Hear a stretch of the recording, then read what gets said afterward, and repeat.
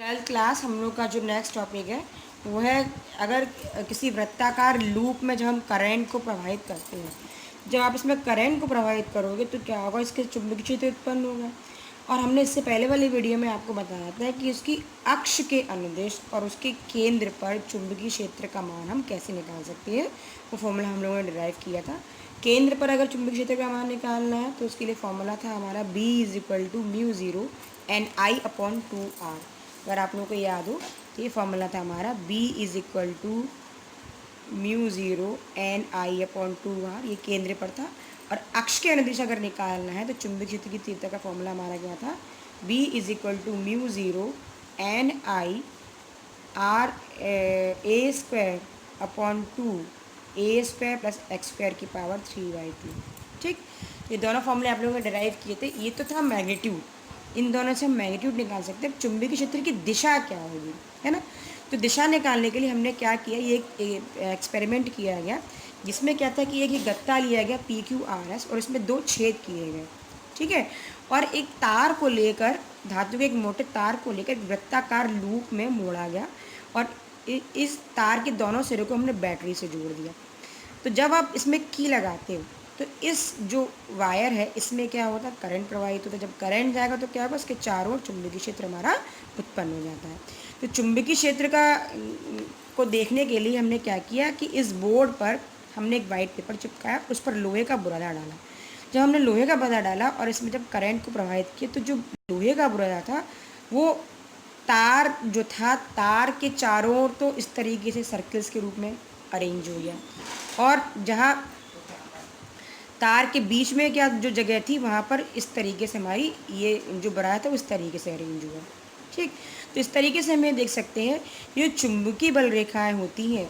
इसे हमने ये मान लो एक तार लिया सर्किल, तो तार के निकट जो चुंबकीय बल रेखाएं होती हैं वो कॉन्सेंट्रिक सर्किल के रूप में, संकेंद्रीय वृत्त के रूप में होती है, जिसका सेंटर हमारा ये है। ठीक, और जो केंद्र पर होती हैं चुंबकीय बल रेखा, धीरे धीरे जब हम क्या होता है तार से केंद्र की तरफ बढ़ते हैं तो धीरे धीरे जो वक्र है वो हमारा कम होता जाता है, और केंद्र पर आकर क्या होता है, ये चुंबकीय बल रेखा जो हमारी होती है वो कैसी होती है, एक सीधी ऋजुरेखी हो जाती है ना। तो सेंटर पर क्या होता है, ऋजुरेखी होने का मतलब क्या है कि वृत्ताकार जो लूप है हमारा उसके केंद्र पर जो चुंबकीय क्षेत्र होता है वो कैसा होता है, एक समान होता है। तभी यह बल रेखा हमारी कैसी हो गई, एक दूसरे के पैरेलल या स्ट्रेट लाइन हो गई। ठीक, ऋजुरेखी हो गई। और जो सिरों की तरफ क्या होता है, जब धीरे धीरे जब हम केंद्र से दूर बढ़ते हैं तो चुंबकीय क्षेत्र का मान धीरे धीरे क्या होता है, कम होता जाता है। ठीक है, तो इसमें यही बताया हमने, ये मैंने जो डायग्राम बनाया इसी प्रैक्टिकल को दिखाया कि हमने ये बोर्ड लिया और हमने इसमें तार को क्या किया, एक लूप के रूप में मोड़ा और उसको बैटरी से जब कनेक्ट किया, जब बैटरी आप यहाँ की लगाते हो तो क्या होता है, जो आपने जो लोहे का बुरादा डाला है तो तार के समीप ये सर्कल्स के रूप में लोहे का बुरादा अरेंज हो जाता है और बीच में ऐसे स्ट्रेट लाइन बन जाती है लोहे के बुरादे की। तो इसका मतलब ये हुआ कि अगर ये कॉन्सेंट्रिक सर्किल है तो तार के समीप जो होगा चुंबकीय क्षेत्र वो कॉन्सेंट्रिक सर्कल्स के रूप में होगा, और धीरे धीरे जब आप कुंडली के केंद्र की ओर बढ़ते हैं तो धीरे धीरे क्या होता है, बल रेखाएं कम वक्र होती जाती हैं और कुंडली के केंद्र पर आकर बल रेखा लगभग ऋजुरेखी और समांतर हो जाती है। तो यही चीज़ मैंने यहाँ लिखी कि कुंडली के समीप बल रेखाएं कॉन्सेंट्रिक सर्कल्स के रूप में होती हैं, और जैसे जैसे हम कुंडली के केंद्र की ओर जाती हैं बल रेखाएं कम वक्र होती जाती हैं और कुंडली के केंद्र पर आकर बल रेखाएं लगभग ऋजुरेखी, समांतर और कुंडली के तल के लंबवत हो जाती है। ठीक है, ये आपका कुंडली का तल है, इसकी क्या हो गई, ये लंबवत हो गई। ठीक, तो कुंडली के केंद्र में बल रेखा कैसी हुई, ऋजुरेखी हुई, समांतर और कुंडली के तल के लंबवत होती है। तो इस तरीके से हम क्या कर सकते हैं कि कुंडली का जो किसी वृत्ताकार लूप में जो कुंडली चुंबकीय क्षेत्र है वो उसका स्वरूप क्या होगा, उसका नेचर क्या होगा, वो पता कर सकते हैं। अब इसके बाद जो नेक्स्ट टॉपिक है वो हमारा एम्पियर्स सर्किटल लॉ है। जैसे बच्चों आप लोगों ने गॉस थ्योरम पढ़ी थी इलेक्ट्रोस्टैटिक्स में, उसी तरीके से एम्पियर का सर्किटल लॉ है। उसमें भी हमने बंद वक्र लिया था, उसमें हमने हमारा गॉस का थ्योरम क्या था कि किसी बंद सर्किट, अगर कोई हमारा परिपथ एनक्लोज सर्किट है, एनक्लोज पाथ है, तो उस पाथ में के द्वारा घिरा हुआ जो आपका आवेश होता है वो 1/ε0 होता है। उस वक्र से उस वक्र से होकर पास होने वाला, या उस बंद सर्किट से होकर, बंद परिपथ से होकर पास होने वाला जो विद्युत फ्लक्स होता है वो परिबद्ध आवेश का 1/ε0 गुना होता है। ये हमारा गॉस का थ्योरम था। सेम चीज़ यहाँ पर है। ठीक, यहाँ क्या है, किसी बंद परिपथ की सीमा के अनुदिश चुंबकीय क्षेत्र B का जो लाइन इंटीग्रल होता है, लीनियर इंटीग्रल होता है, एक ही समाकल जो होता है, वो उस पथ द्वारा घिरी धारा का μ0 गुना होता है। उसमें 1/ε0 था परिबद्ध आवेश का, और इसमें क्या हो रहा है, धारा का μ0 गुना होता है। ठीक है, एम्पियर का सर्किटल लॉ क्या है कि किसी बंद परिपथ की सीमा के अनुदेश चुंबकीय क्षेत्र B का रेखीय समाकल उसका लाइन इंटीग्रल अगर हम लेंगे, समाकल मतलब इंटीग्रल करना, लाइन इंटीग्रल मतलब लंबाई के साथ। ठीक, तो किसी बंद परिपथ की सीमा के अनुदिश चुंबकीय क्षेत्र B का जो रेखीय समाकल होता है, उस परिपथ द्वारा घिरी धारा अगर I है तो उसका μ0 गुना होता है। ये हमारा एम्पियर का सर्किटल लॉ है। अब इसको प्रूव कैसे करेंगे? इसको प्रूव करने के लिए हमने माना कि यहाँ पर हमने ये एक तार लिया है XY, और इस XY तार से होकर हमारी धारा I जा रही है, और इस तार के चारों ओर हमने ये एक वृत्तीय पथ लिया। उस वृत्तीय पथ का केंद्र O है, और इस वृत्तीय पथ के किसी बिंदु P पर हमको चुंबकीय क्षेत्र का जो मान है वो हमने निकाला है। वो कैसे निकाला? वो हमारा फॉर्मूला क्या होता है, B = क्या होता है, μ0I/2R। ये आप लोगों ने पढ़ा था, पीछे में डेरिवेशन किया था कि अगर कोई तार है, अगर परिमित लंबाई का एक तार है और उसके निकट किसी बिंदु P पर हमें अगर चुंबकीय क्षेत्र का मान निकालना है, और बिंदु P इसके एक सिरे के निकट होता है, तो B = क्या होता है, μ0I/2R, 2πr, ये फॉर्मूला होता है ना। तो सेम चीज़ यहाँ पर ही है। तो अगर इस सर्कुलर पाथ को हम देखें, तो इस वृत्तीय पथ के प्रत्येक बिंदु पर, अगर मान लो ये P बिंदु है, तो यहाँ पर जो लाइन इंटीग्रल होगा, ये जो लाइन इंटीग्रल है और चुंबकीय क्षेत्र की दिशा दोनों ही कैसे हैं, एक ही दिशा में है ना। क्योंकि इस बिंदु पर जो चुंबकीय क्षेत्र की दिशा होगी वो खींचे गई स्पर्श रेखा के अनुदिश होगी। ठीक है, तो इस बिंदु P पर B वेक्टर और DL वेक्टर दोनों ही क्या है, एक ही दिशा में है, और वृत्तीय पथ के प्रत्येक बिंदु पर जो चुंबकीय क्षेत्र का मैग्नीट्यूड है वो तो सेम होगा, लेकिन डायरेक्शन कैसी होगी, अलग अलग होगी। अगर इस बिंदु पर लोगे तो चुंबकीय क्षेत्र की डायरेक्शन क्या होगी, इस रेखा के अनुदिश होगी। अगर आप वृत्तीय पथ के इस बिंदु पर लेते हैं तो ऐसे होगी, इसके अकॉर्डिंग होगी। ठीक है, तो इस वृत्तीय पथ के प्रत्येक बिंदु पर B का मैग्नीट्यूड तो सेम होगा, लेकिन डायरेक्शन क्या होगी, अलग अलग होगी। हर पॉइंट पर जो B वेक्टर होगा वो B वेक्टर और DL वेक्टर दोनों कैसे होंगे, एक ही डायरेक्शन में होंगे। तो जब हम इसका लाइन इंटीग्रल लेते हैं B वेक्टर और DL वेक्टर का, तो लाइन इंटीग्रल हमारा क्या होगा कि उनके बीच का एंगल 0 डिग्री है, एक ही दिशा में, तो cos 0 हो जाएगा। cos 0 की वैल्यू 1 होती है। B को हमने बाहर निकाल लिएगा, इंटीग्रल DL। अब इंटीग्रल DL का मतलब क्या है, ये तो हमने छोटा सा एलिमेंट लिया। इंटीग्रल DL का मतलब इस पूरे पाथ को अगर हम इतनी लंबाई के इंटीग्रल से अगर जोड़ें तो हमको क्या मिलेगा, ये पूरा हमको क्या मिलेगा, इस पूरे सर्कुलर पाथ की परिधि मिल जाएगी, है ना। इंटीग्रल का मतलब यहाँ पर क्या है कि इस पूरे पाथ को छोटे छोटे पार्ट्स में डिवाइड किया गया, फिर हमने उन सबको जोड़ दिया, तो हमको क्या मिलेगा, इसकी परिधि मिलेगी। तो हमने यहाँ पर क्या किया कि इस इंटीग्रल DL को हमने 2πr से रिप्लेस कर दिया। ठीक, तो ये हमारा यहाँ क्या हो जाएगा, B × 2πr, और B की वैल्यू आप लोगों ने ऊपर निकाली थी, μ0I/2πr होती है। इस वैल्यू को आप यहाँ पर रख दीजिए, तो μ0I/2πr × 2πr, इस 2πr से 2πr हमारा कट गया, तो हमारा फॉर्मूला क्या आ गया, B vector dot DL vector = μ0 × I। यही हमारा क्या है, एम्पियर का सर्किटल लॉ है। अब इसके कुछ एप्लीकेशंस हैं। पहला एप्लीकेशन क्या है, पहला एप्लीकेशन अगर अनंत लंबाई का सीधा तार है, मान लो ये एक तार है हमारा, इसकी लंबाई अनंत है, तो उसके कारण चुंबकीय क्षेत्र किसी बिंदु P पर चुंबकीय क्षेत्र का मान हम कैसे निकालेंगे। ठीक है, तो इसका डेरिवेशन देख लो बच्चों।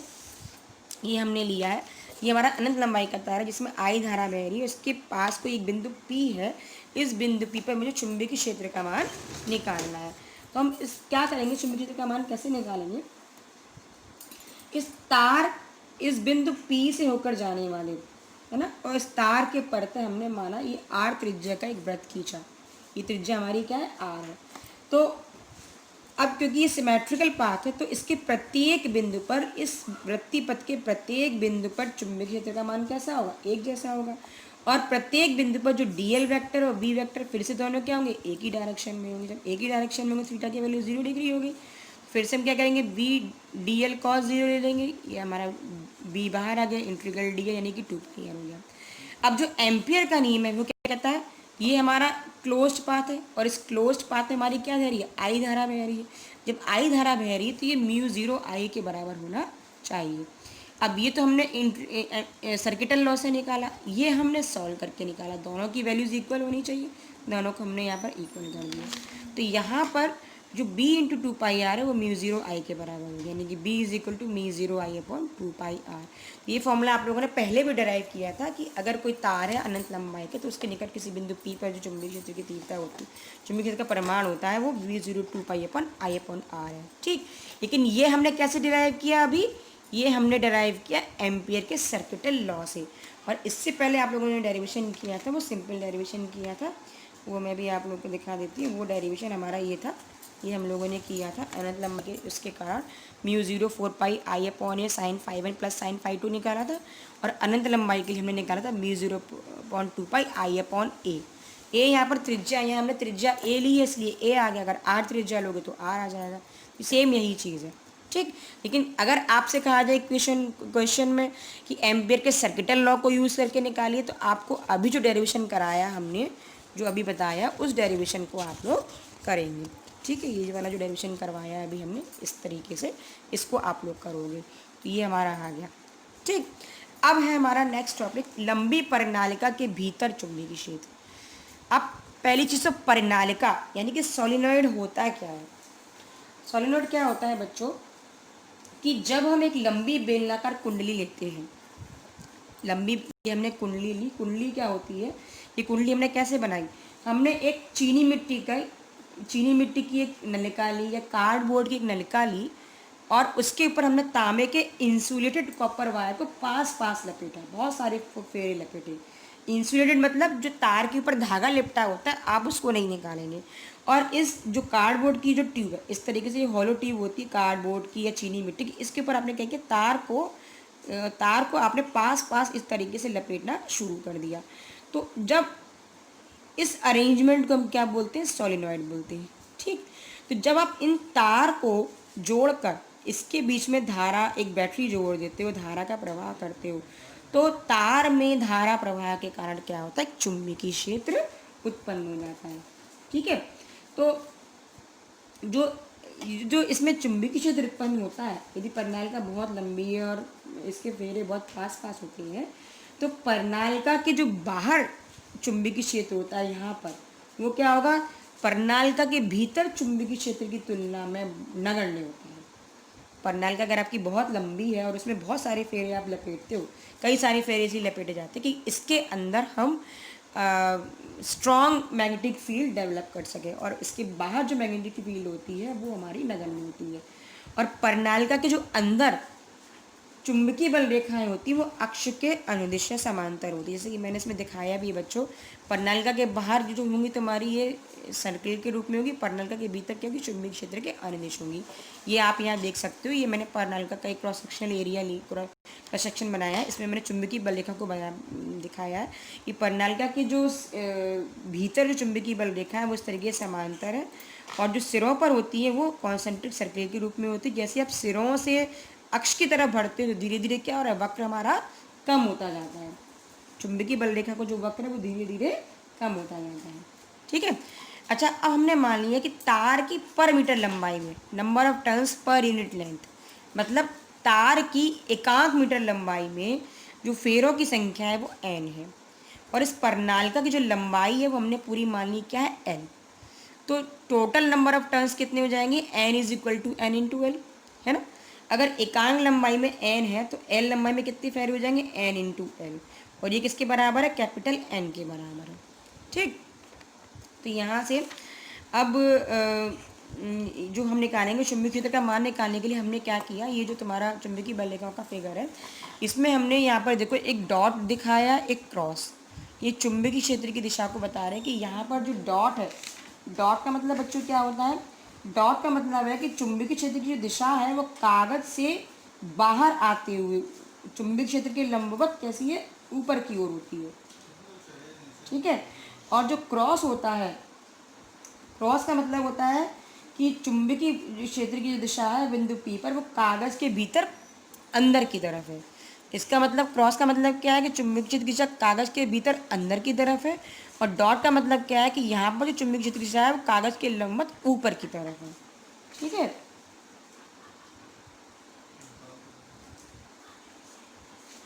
अब हमने क्या किया, यहाँ पर एक ये आयताकार बंद पथ लिया, ए बी सी डी। इस आयताकार बंद पथ को लिया।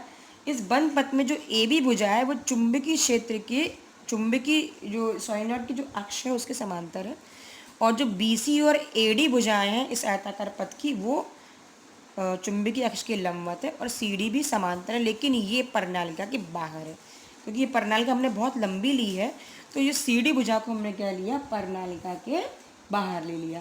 तो जब ये भुजा प्रणालिका के बाहर होती है तो इस सी डी भुजा पर जो चुंबकीय क्षेत्र होता है वो हमारा कैसा हो जाता है, नगण्य हो जाता है।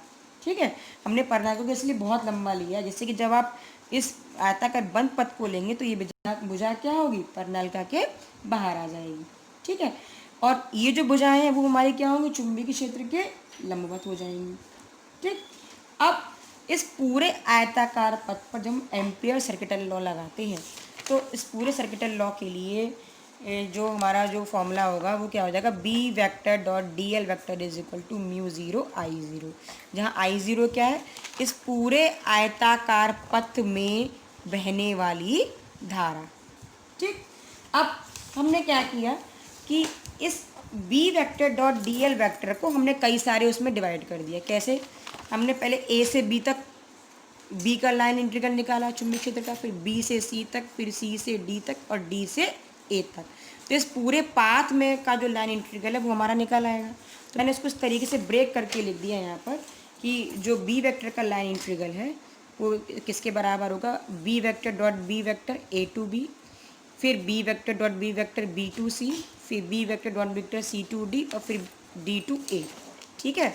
मतलब पहले इस भुजा के अनुदिश line vector B vector dot D L vector A to B, फिर बी टू सी, फिर सी टू डी, और फिर डी टू ए। ठीक, यही चीज़ मैंने यहाँ पर लिखी है कि ए टू बी, फिर बी टू सी, फिर सी टू डी, और फिर डी टू ए। ठीक है। अब ये जो भुजाएं हैं आपकी, जो बी सी और ए डी भुजाएं, इन भुजाओं में आप देख सकते हो, मैंने अभी क्रॉस का मतलब बताया था कि क्रॉस का मतलब होता है कि यहाँ पर जो चुंबकीय क्षेत्र की जो दिशा है वो कागज के लंबवत अंदर की तरफ है ना। क्रॉस का मतलब होता है कि यहाँ पर चुंबकीय क्षेत्र जो होगा वो इन बिंदुओं पर क्या है, वो कागज के तल के लंबवत भीतर की ओर होगा। जो चुंबकीय क्षेत्र तो हमारा इस तरीके से भीतर की ओर हो गया। ठीक। और आई करंट की डायरेक्शन ये हो गई। तो इन दोनों भुजाओं पर चुंबकीय क्षेत्र और जो तुम्हारा जो डीएल है, लंबाई है, वो क्या है, एक दूसरे के लंबवत है। तार की लंबाई तो ऐसे है, और जो बी वेक्टर है उसकी दिशा ऐसे है, कागज के अंदर की तरफ।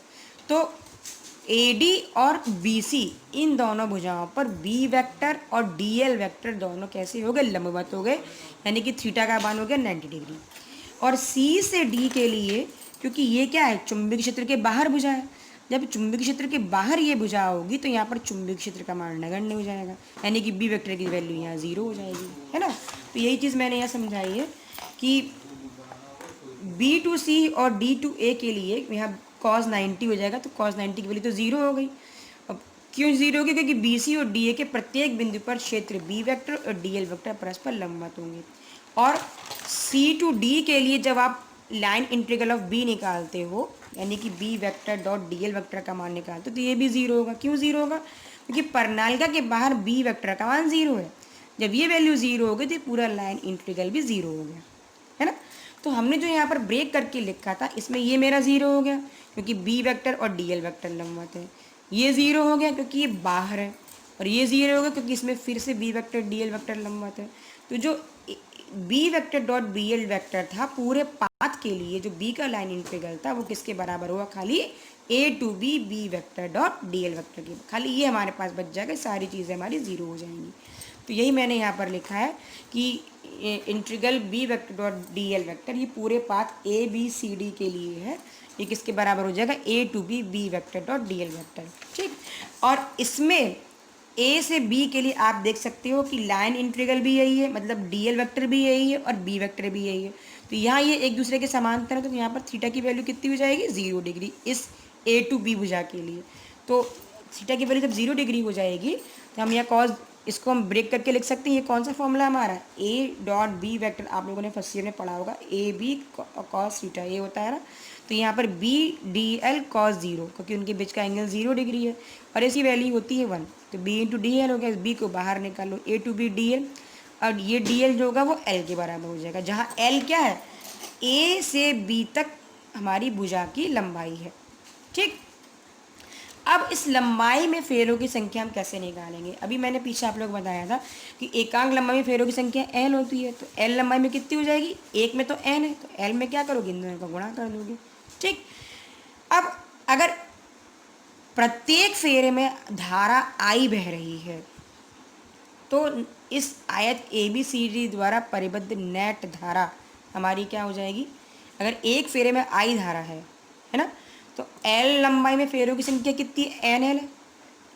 एक में जब आई धारा बह रही है, एक फेरे में हमारी कितनी धारा बह रही है, आई, तो फेरों की संख्या हमारी कितनी है, एन इंटू एल, तो एन इंटू एल में कितनी हो जाएगी, आई इंटू एन एल। तो यही मैंने यहाँ पर लिखा है कि आई इंटू एन एल, यानी कि इस आयत ए बी सी डी के द्वारा जो एनक्लोज्ड करंट है, इस में जो हमारी करंट बहेगी वो हमारी किसकी होगी, एन एल आई के बराबर होगी। और ये हमने शुरू में क्या ली थी, आई ज़ीरो मानी थी। जब आपने यहाँ पर ये एम्पियर सर्किटल लॉ लगाया था तो हमने इस आयताकार पथ में बहने वाली धारा को आई ज़ीरो माना था, है ना। तो आई ज़ीरो की वैल्यू किसके बराबर हो जाएगी, एन एल इंटू आई के। अब इस आई ज़ीरो के मान को हम क्या करेंगे, इस इक्वेशन नंबर 1 में रख देंगे। तो B vector dot D L vector की बराबर किसके बराबर हो जाएगी, mu zero N L into I. और अभी आप लोगों ने सॉल्व किया जो पीछे, वो कितना निकाला, बी इंटू एल। देखो एक तो B vector dot D L vector की वैल्यू ये हो गई, इक्वेशन नंबर 3 है, और एक हमारी ये है। तो इन दोनों वैल्यूज़ को आप क्या करिए, म्यू ज़ीरो आई ज़ीरो और बी इंटू एल दोनों को बराबर कर दीजिए। तो यहाँ हमने आई ज़ीरो की वैल्यू रखी दी थी, है ना।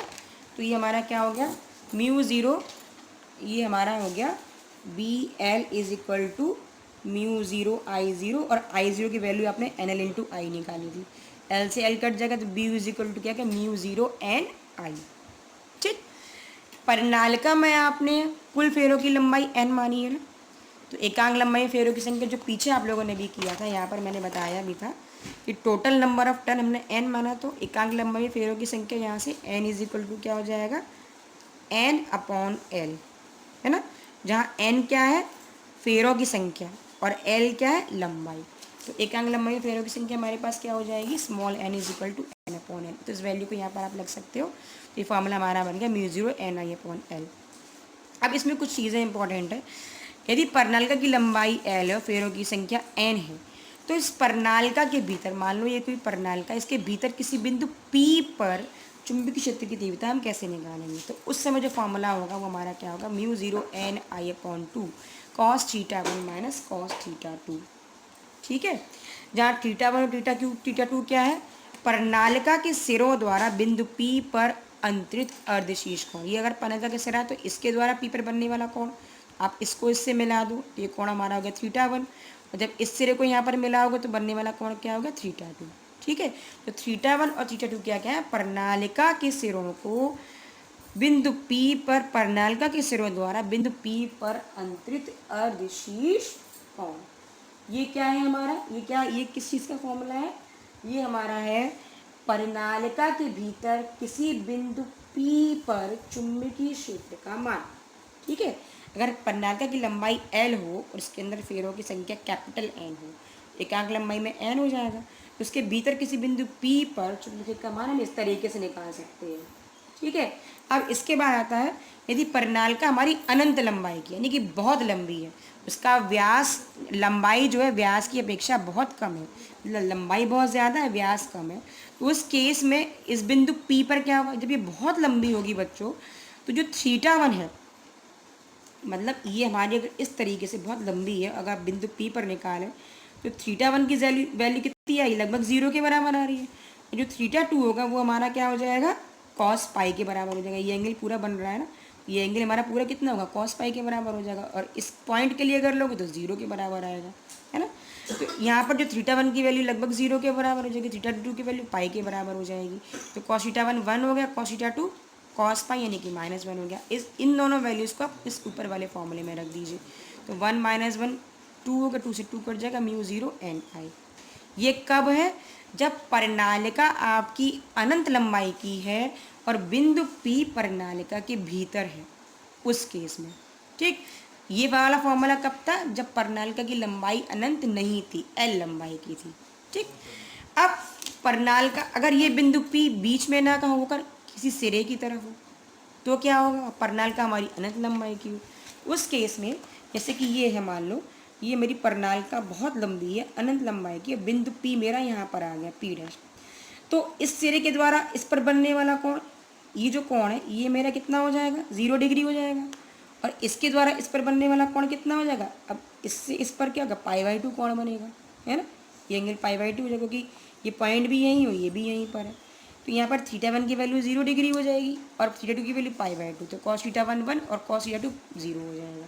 तो उस केस में b μ0 ni/2, यहाँ पर cos θ1 माइनस cos θ2 वाला फॉर्मूला लगाइए, इसकी वैल्यू 1 होगी, इसकी 0 1 - 0 यानी μ0 ni/2। तो इस तरीके से आप ये देख सकते हो, अगर अनंत लंबाई की प्रणालिका है तो इसके सिरों पर, ये हमारी सिरों पर चुंबकीय क्षेत्र की तीव्रता है, सिरों पर चुंबकीय क्षेत्र का मान होता है वो केंद्र के सापेक्ष आधा होता है। केंद्र में कितना निकाला था, केंद्र में हमने निकाला था μ0 ni, है ना। और सिरों पर कब निकाला, μ0 ni/2। तो अगर अनंत लंबाई की प्रणालिका है तो इसके सिरों पर चुंबकीय क्षेत्र का मान केंद्र के सापेक्ष आधा होता है। ठीक है।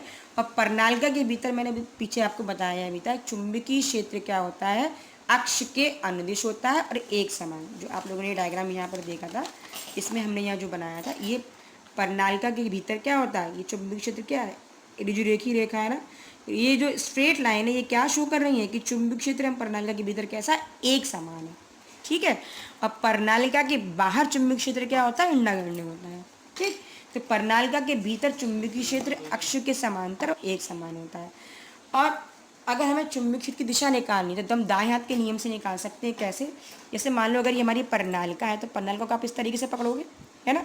तो अगर यदि हम प्रणालिका को अपने दाएं हाथ में पकड़ें और इस प्रकार से पकड़ें कि अंगुलियां प्रणालिका पर धारा की दिशा हो, जो धारा हमारी वो ऐसे बह रही है, जैसे मेरी उंगलियों की डायरेक्शन है। ठीक है।